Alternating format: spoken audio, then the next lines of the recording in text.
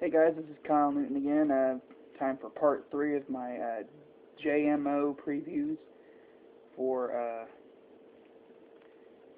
the Sprint Cup Series, and for other drivers as well, like some of the Star Nationwide drivers. But right now, I'm still stuck in the Cup Series. Starting with the first two guys that I'm going to talk about are the guys who the last two guys I tried to talk about at the end of my second video, but I didn't have much time left. So, first, Kurt Busch. He'll be driving the 51 Phoenix racing car for James Finch.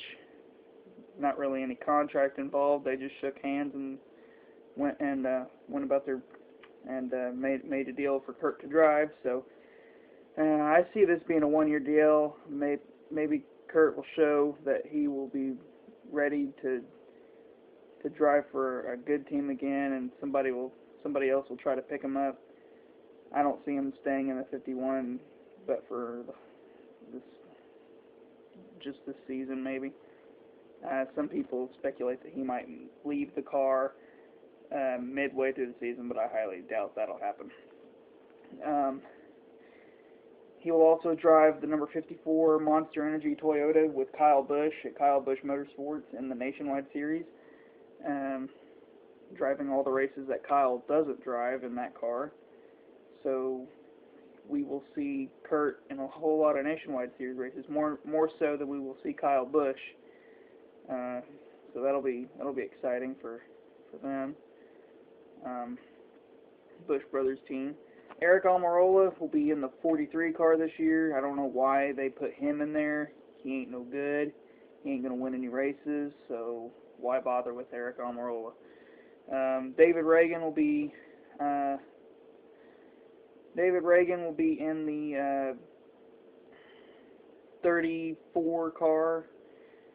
That's what it says on J-Ski anyway. It says David Reagan will be in the 34 Front Row Motorsports car, and he'll also drive for some other team in the Nationwide Series at Daytona. So I forgot what team it was. And then David Gilliland will be his teammate. David Strumme is also David Strumme will be back with Inception Motorsports. Seems like everybody that's named David is driving a car number that's in the 30s. We got David Rudiman. Well, actually, Rudiman won't be driving in the 35 car now because of the little agreement between Tony Stewart and Stewart Haas Racing and Tommy Baldwin Racing to give the points to Danica Patrick's car. So now Danica Patrick technically is driving for Tommy Baldwin Racing. Danica will have Hendrick engines in her 10 races, and Rudiman will have ECR engines in the 10 car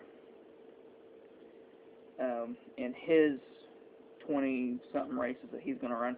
And then we have Regan Smith, the 2011 Southern 500 winner.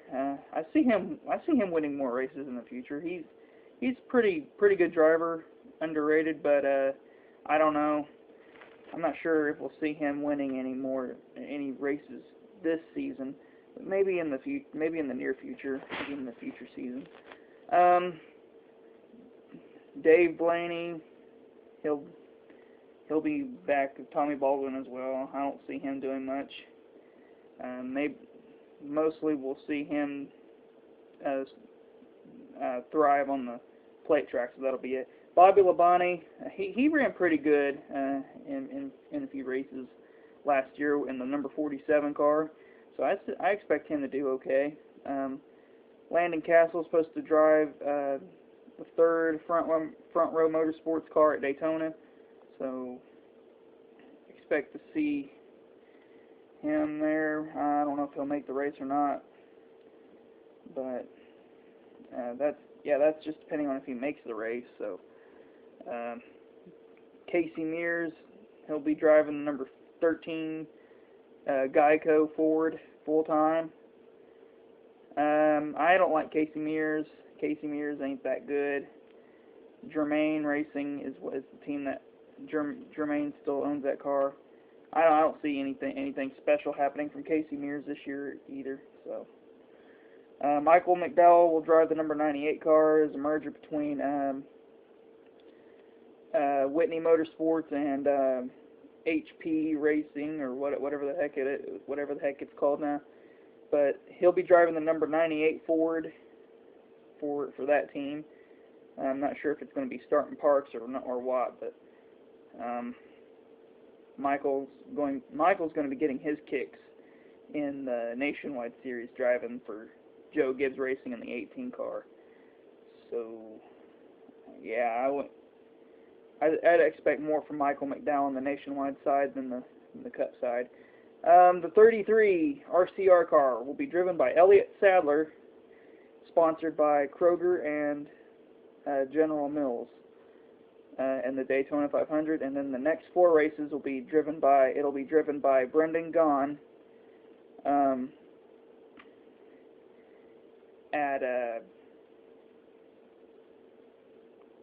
at Phoenix, Las Vegas, Bristol, and whatever the 5th race is. Whatever the 5th race is, I believe it's Martinsville. So yeah,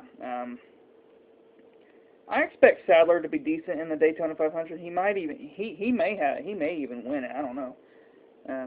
Anybody can win a plate race, so we'll just have to see how that goes.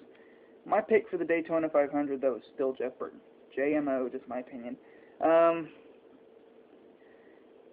Stenhouse will be driving the 6 car. Whether or not it gets a sponsor or not, Stenhouse will run the full Daytona 500. Nothing else about the 6 car so far we have heard from Jack Roush and Roush Racing, but we do know that Stenhouse will drive a full Nationwide schedule in the number 6 car. And then Trevor Bayne will drive a partial schedule for Wood Brothers again, and then most likely partial schedule for the 16 car in the Nationwide Series, unless they can get this rumored sponsor that I keep hearing about that'll allow them to run the full season.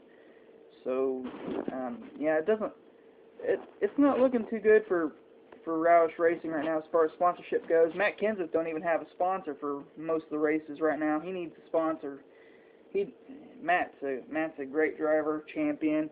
He deserves a sponsor. Roush Racing, I really feel bad for them. Even though I can't stand Jack Roush, his drivers do not deserve to have the sponsorship woes they are having right now. So I expect that we will see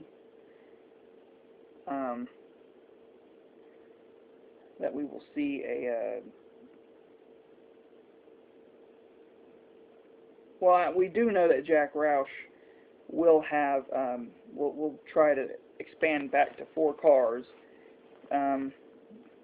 for 2013. Another thing that is coming up is the 2013 cars. I've seen the new Ford Fusion, ugly, but at the same time it looks kind of slick. All right, it's all right looking, but I wouldn't drive it.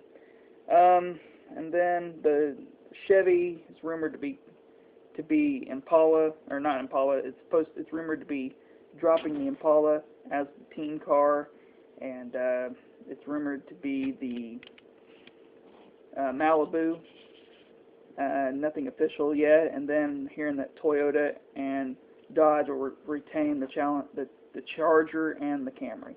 Well, that's the preview. That's part 3. I'm going to get into the Nationwide Series a little bit deeper on the next part 4. So hope you enjoyed part 3, and thanks for listening, and God bless.